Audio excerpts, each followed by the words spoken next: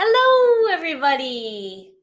Let me get this going here. Here we go. Get the split screen. All right. I think I got it right. Welcome to the Cellar Geek podcast. This is a weekly podcast that I stream live, talking about wine and things other than wine. Last week was about hard cider out of Seattle, the Seattle Cider Company. I feel like it's, I'm kind of lean forward here. Oh, also, I didn't pull my mic forward. Here we go. Sorry about that. So last week I tasted Seattle Cider Company, their new cider they rolled out named Vivid. It's a lower alcohol cider. And if you want to look on any of my pages on Instagram, I put the promo code up there. They gave me a 20% off code. So you can use Cellar Geek, all one word. You can find it on there, and order some from them. Get their ciders. I think I'm going to be ordering from them too. Their ciders were delicious and light. The Vivid was their low alcohol that they just released. I have it right here actually on my old board. You can check out there. So Seattle Cider Company, Vivid Light. It was low at a 4.2% alcohol. I tasted the juicy pear, the tart apple, and the bright cherry. The bright cherry was my favorite. Then it went tart apple. Then it went juicy pear, for a nice light cider that was fantastic. Poolside, hot summertime, great cider to have. If you want to go for a higher alcohol one or regular alcohol, then they have those as well. I think I want to try those out too. I want a little bit more buzz going on. That was very light. It tasted delicious and refreshing. It just didn't give me the alcohol effect, which I know it's not supposed to, is light, but I would like to try some of their higher alcohol ones to see what those are like. So yeah, we talk about all kinds of things here. It's just me. There's nobody else. It's just me. And the Palm Som, who's asleep right here next to me on the couch. She's squished around and decided she's comfortable. She's been making all kinds of racket over there while I'm setting everything up. Sorry. I think everything growing right now, springtime has been getting to me, maybe pollen. So I feel a little weird today, a little scratchy throat and everything. And I've been coughing a bit. So I'm sorry if I start coughing. Springtime's just getting to me a little bit here. Great spring weather. So here's a platform that I decided to do a little bit different than other Psalm platforms and podcasts and lives and all that stuff that everybody else does. This one, I'm kind of talking about things that gets me hyped up, things I'm excited about.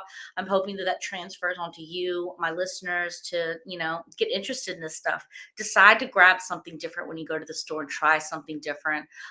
So far, we've had a wide range of drinks on here. Anywhere from canned sake to hard ciders. I'm going to be getting into all kinds of other stuff, different kinds of wines you may not have even heard of, some really old stuff I cracked open from my private collection. All sorts of things we're tasting on here. And you can catch us on all kinds of platforms. So on all the podcast platforms, you can find me on. There's a YouTube channel that all these get posted on afterwards. Facebook page, Instagram pages. There's several pages on Instagram. There is the Cellar Geek podcast Instagram page. There's also the Cellar Geek page, because my primary business is that I run private wine cellar management is what I do in the Nashville area, Middle Tennessee area, and some in other areas as well outside of state. But I manage those. So that's kind of dedicated to private cellars. And then my pup down here has the Palm Som page, and that's where all reviews will be posted on. All wine reviews, cider reviews, sake reviews, all that kind of stuff.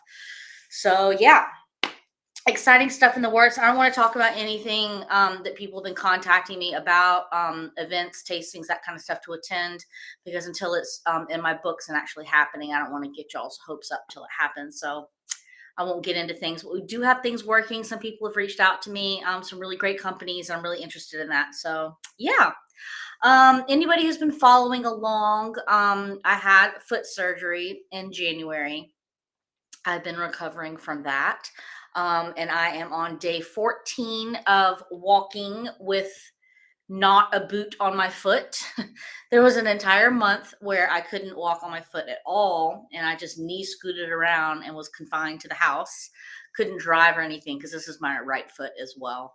Then there was a month with a boot on, and then I just got approved for a regular shoe, but semi-regular shoe at the moment because there's part of my foot that's not quite healed. So a regular tennis shoe would be hitting that part. And so I am having flip-flops and Sanooks right now is my foot options. My Sanuk shoes, I love anyways. Absolutely adore Sanooks. They're so comfortable. I get a certain kind, and listen, I like this kind so much. I have like three of the exact same pair in case one of them gets worn out. I'm like, I have a backup one ready to go. My husband knows, like, I love them. They're so comfortable. I think one of the reasons I love them is because they were wide, and so they can fit over the deformity on my foot really well. And now I just love them. They're like a slipper, but they're a shoe. Anyways, the kinds that I have cut just a little bit before the portion that's not healed on the top of my foot. So those are the two shoes I'm wearing right now. In case anybody cares and has been following me on my foot journey, that's what's going on with it. But we're doing good. I'm driving, I'm walking. I'm probably 90% on not walking with a limp anymore. So I catch myself still limping, and sometimes during the day is a bit less mobile than others, but it's doing pretty well. So today we're talking about Riesling, and it's a topic that I love talking about to my friends. It's something that I feel a lot of people have a misconception of, and also possibly do not fully understand. The labels can be a bit confusing sometimes. So I'm just gonna talk from everything that I have in my head prior to. So this is not normally I have notes and everything on the side. I have piles of notes here on the side actually from other podcasts. I don't have any notes for this podcast. I'm just totally just talking to you on the stuff that I know. So I grabbed a Riesling to drink today for my cellar. I went in there and just grabbed it. This is a 2016. It's by Nolan Urban. It's a Spatlese, and it's from Moselle, Germany. It is a screw top. Also, this is so old. It's back when I did stickers on the top of my bottles. I purchased this bottle for $12 in 2017. So it's been around a hot minute. The good thing about a screw top is that it means that it's going to be fresh. What's the ASMR there? It's going to be fresh screw cap, so it's not like it aged or anything. Yeah, so let's crack it open and see what it tastes like. 7.5% alcohol, so that's going to be definitely on the sweeter side. Fresh cracks. I don't have any backup, so if this isn't good, then I don't have something sitting over here for me to drink.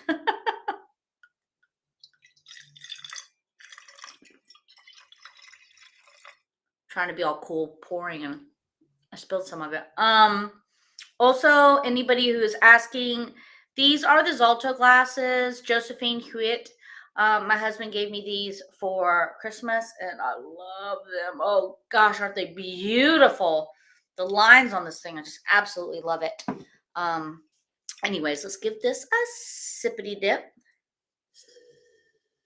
Here we go.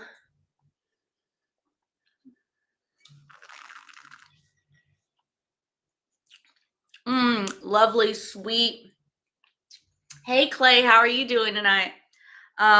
Lovely, sweet, a bit of apricot, pear. It's juicy. It doesn't have very high acidity. It's definitely softer. Very enjoyable. I would have this with a salad, citrus salad, chicken salad sandwich with some of those cranberries in it. Pair great with poolside, fresh fruit, some watermelon, summertime slip and slides. Drink it with that. I would drink this pretty cold. Riesling has a really great way of when it gets a little bit warmer, it's lovely. This being a Spätlese, it is on the lower end of that scale, so I would keep this a bit on the cold side of things. Mm, delicious, delicious. So let's start with a label. Riesling labels can be a little bit confusing sometimes. So this one's a great representation, not too many frills. Most German labels don't have a lot of frills, so it's pretty much just the facts. But there's a lot of words on here, and German words are very long as well, so it could be a little bit confusing. Um, you have the percentage on here, the alcohol percentage is 7.5. So to give you an idea, normally wines are going to be around 13.5 to 14.5% alcohol. That's your normal range. So this is definitely a lot lower on the alcohol percentage. That gives you an indication that it's going to be a lot sweeter. So whenever you're going to a store and you're looking at, let's say, I want a sweet red tonight, and you're looking at red wines, look for one more in the 12% range. That's when you're going to getting into more of a sweeter. It's also, if you're going at like Trader Joe's or something, unfortunately, if you're looking at something at the 12% or 12.5%, there might be a likelihood that that's not sweeter, that's more watered down. So just take that with a grain of salt. It's not a structured rule to go by, but typically, and especially if you get down to the single digits on a wine, you're looking at a sweet wine. That's a great handle if, let's say, you're grabbing a white wine that you're not familiar with, either the varietal, producer, any of that. Look at the label of that, because if it's a lower alcohol percentage, like 11.5, you're grabbing a white wine that's going to be on the sweeter side of things. So it's just a good, like, roundabout scale to look at. I always encourage people to look at the alcohol percentages. For sweetness level, I've definitely had that happen to me before. I've definitely grabbed a white wine before, not knowing the wine, I'm not familiar with it. And then I look at the alcohol percentage, I go, oh, that's interesting. This is going to be on the sweeter side of things. So it's definitely a great tip to look at that. And not only for that, but also if you're looking for that bargain hunting wine, if you're looking for something that's like a $10 and under Trader Joe wine or something, the alcohol percentage is a good indicator if you're getting like your full bang for your buck, if you know what I mean. So on here at the top, that's going to be the wine producer. So that's who makes the wine. And then down here, you've got the region. Bernkasseler is a region. Don't come after me for mispronouncing stuff. And the end here that says Spätlese, that's a kind of Riesling. We're going to get into that as well. You have the actual varietal there. So that first area is Bernkasseler. I grabbed this book that I love. If you don't have the Wine Bible by Karen McNeil, what are you doing with yourself, folks? You can see my book is rattered, tattered. The spine, it has seen its days. It has post-its in it, notes, and it's all kinds of everything in here. So I love it. I have written to Karen McNeil telling her how much I absolutely love her book. So here is the map. Let's get this in here. Here's the map of Germany you're looking at here, okay? And right here, see it? Right here is where this wine comes from. So that is the Moselle Saar Ruhr region. 3 words. Normally you'll just see Moselle written on bottles though. So you've got the country of Germany, and right on the edge there, on the left edge of the country of Germany, you've got Belgium and Lux. So that is where the Moselle region is. More south of that is where France comes into play. So just to kind of give you an idea geographically, we're not going to get super detailed into it because I do make these podcasts for anybody to be able to listen to and immediately grasp it. So that's just kind of give you the idea of it. The different kinds of Rieslings. So I explain this to my friends a lot because I find it fascinating. There's no other grape varietal that does this. So Riesling is a grape varietal, right? So that's the grapes that are growing on the vines and everything. That's what you're looking at to make the wine out of. That is it. That is what it is across the board. That is the variable, the thing that's the same. The scale of Riesling changes due to ripeness of the grape. So you go, if you can imagine this imaginary, if I was really good with graphics, I could just be like pop and it'd be like a magic Disney moment. But there's like a scale, graph scale here, and you go from lower sweetness all the way up to higher sweetness. And the higher sweetness scale up here is more ripe. And also, that's a scale of price as well. The higher up of sweetness and ripeness also is the higher up in price point as well. So here goes the gauge, okay? So down here, you have Cabernet Riesling.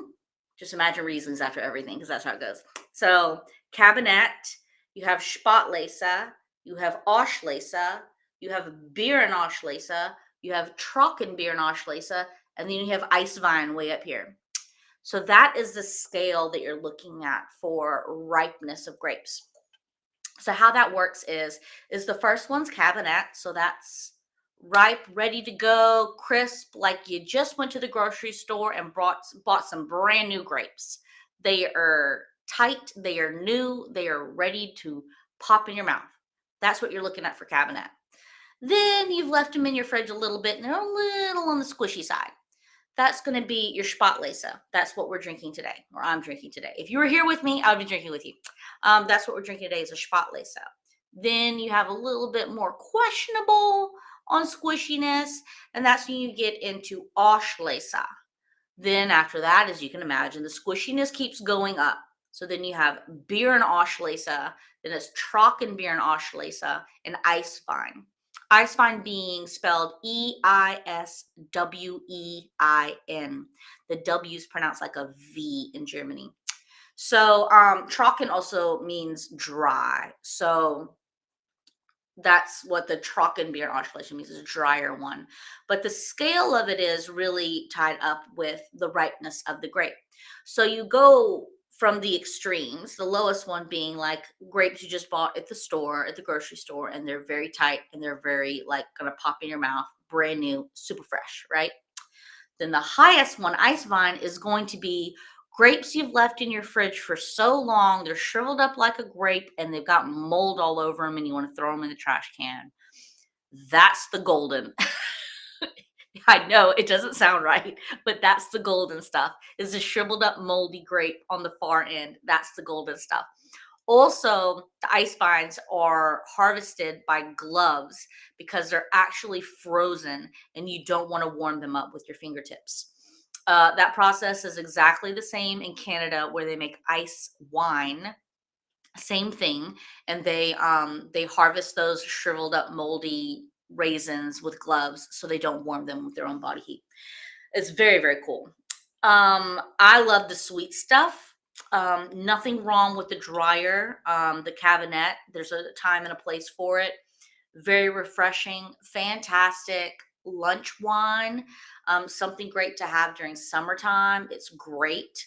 Obviously, when you start getting up in the Trockenbier and Auslese, Eiswein, even beer and Auslese, it's very sweet, like syrupy sweet. It's thick, it's viscous, it has the super long legs that go on for days on the glass. That's what you're looking at. That's definitely up there with the dessert wines. That's something that you have in low quantity. It's in a small glass. It's an aperitif. It's something you have after your meal. It's something that you have with dessert, like a creme brulee. One of those wines would be fantastic with a creme brulee. I'm a cigar smoker, so grab a Connecticut or a lighter Davidoff cigar. Like, cheer it up, like hole in one, fantastic. It would be delicious with that.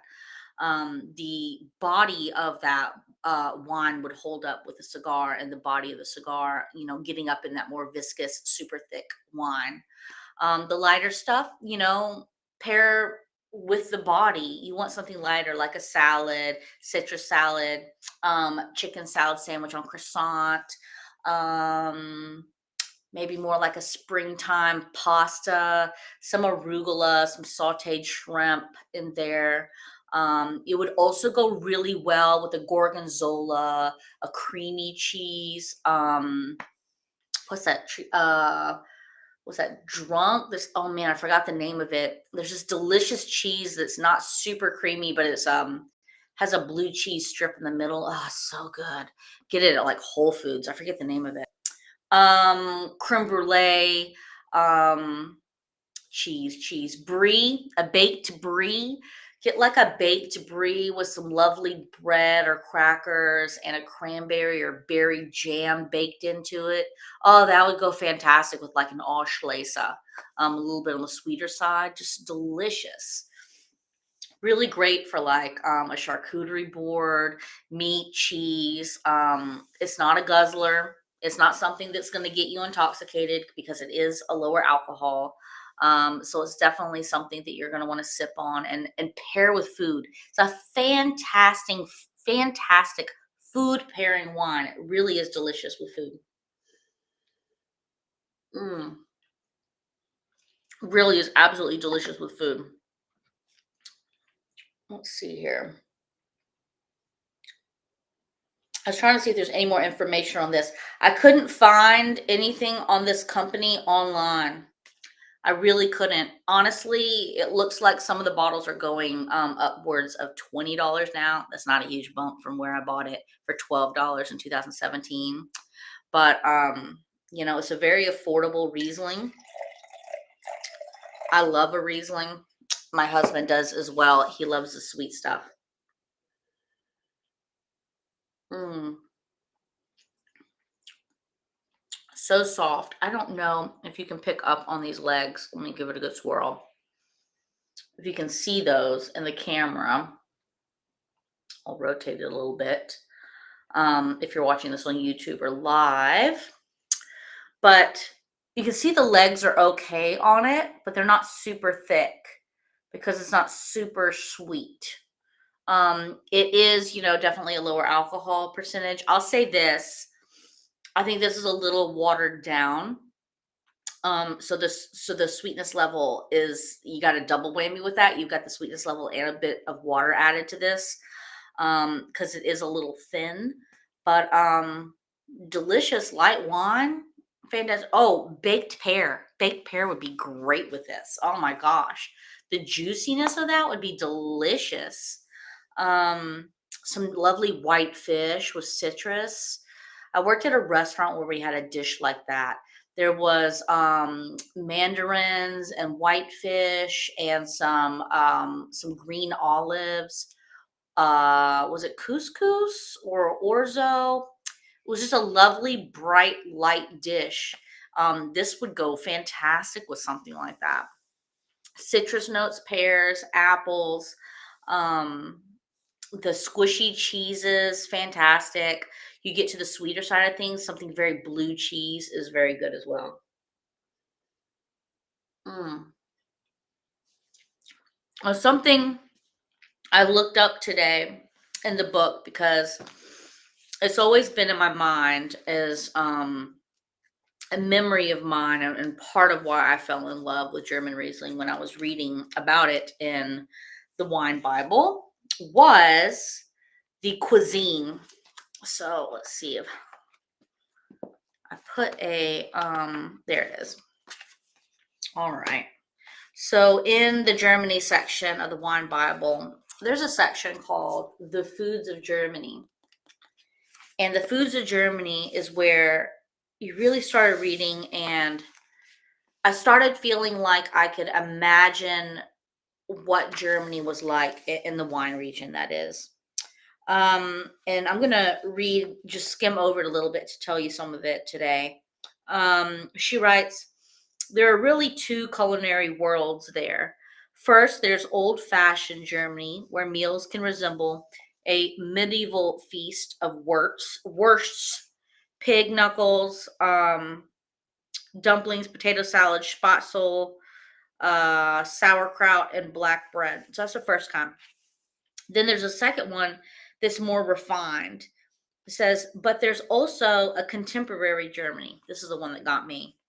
A land rich with game birds, wild mushrooms, a huge repertoire of river fish, including delicate pike and trout, the sweetest cherries, raspberries, and strawberries, plus bright green tender garden cresses, mache, and lettuces that simply have no equal anywhere.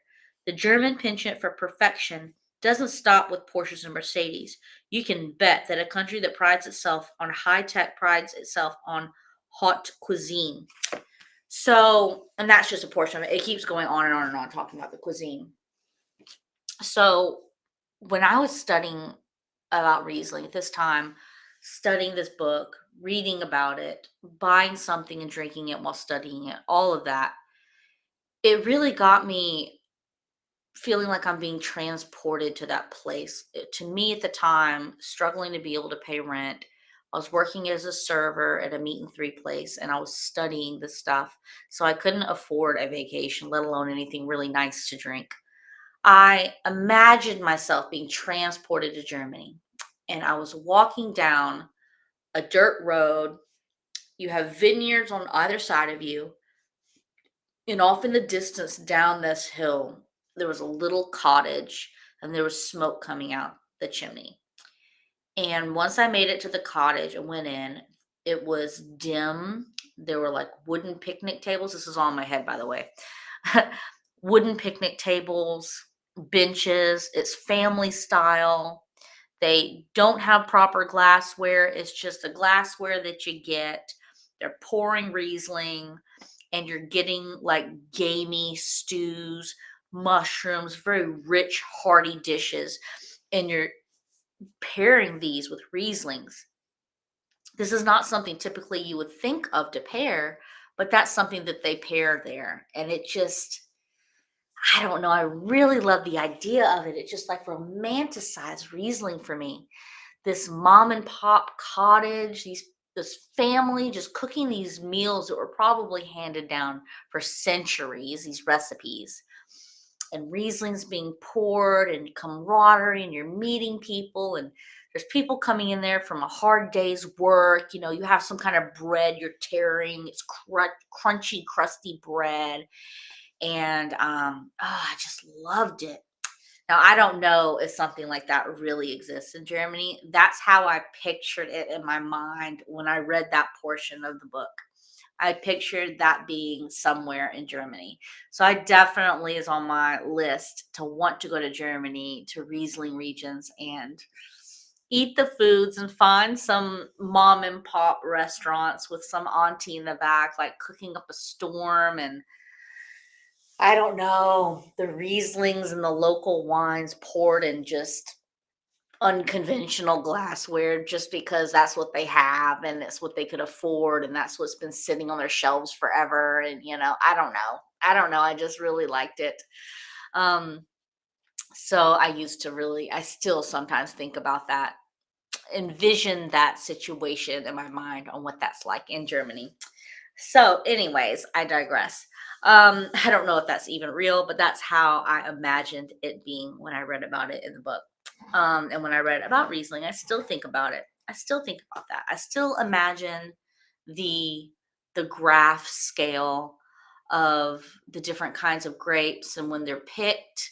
I even read that so you had the ice vines and the ice wines being picked by gloves, but also I read and the wine region in Germany is like really steep. They're very steep vineyards that you would be hoisted down like on a rope to harvest the grapes. And that the really ripe grapes, the shriveled up raisins, that you don't have an entire cluster of grapes that all have the same ripeness. So what you would do is you would hover and the pickers would just pick the individual grapes out of the cluster that were of the ripeness for that specific kind of wine. That's also why those wines that are very sweet are very expensive because it's handpicked and curated and very particular on harvesting. So I don't know. I just found it fascinating. The harvesting, how they did it, the care, the precision. Yeah, I mean, when you think about it, when I think about Germany, I definitely think Germans are very precise people. They're very much to the book and rules and regulations. So it makes sense that they're very precise with their Rieslings. Now, if you've been listening to the podcast and watching the shows and everything, you know that I did an episode early on that talked about the great antifreeze scandal in Germany and Austria. So, yes, Germany did have a rough spot in history, in wine history. However, that wasn't entirely their fault. Austria sort of deceived them on that. So don't give them all the bad baggage. But yeah, please give Riesling a try. Go out there. There's very affordable Rieslings. Obviously, I bought this one for $12, and I think it's just lovely. Is it knock off your boots? No, but every wine doesn't need to knock off your boots. Some of them are just something to open up and enjoy, and you know, I would pour this for a girlfriend coming over during lunch for a chat for sure. It's a lower alcohol, so it's not going to get you completely buzzed during lunch. It's just something to enjoy. It's lovely. It's lovely. Well, thanks so much for tuning in tonight, guys. I know this isn't a super long episode, just making it a little short today. Like I said at the beginning, I think the allergies are getting to me today, so I don't really have it in me to sit here for a whole hour without possibly sneezing and making noises into the microphone. I did medicate myself before this, so quite possibly also this wine's going to be affecting me here shortly. So tune in for next week. Also, the week after that will be a pre-recorded episode. I am going to be out of town, possibly, so I'm going to be busy and not going to be able to bring all my stuff with me. So, anyways, tune in, ask questions. Please like, follow, subscribe, all that stuff everybody else asks you to do. I'd love it to be done on my side as well. If you like the content, please reach out and ask me any questions. If you want me to discuss anything or talk about anything, clarify something else, any of that stuff, please let me know. And thanks for tuning in, everybody. I hope you all have a great rest of the week. Bye.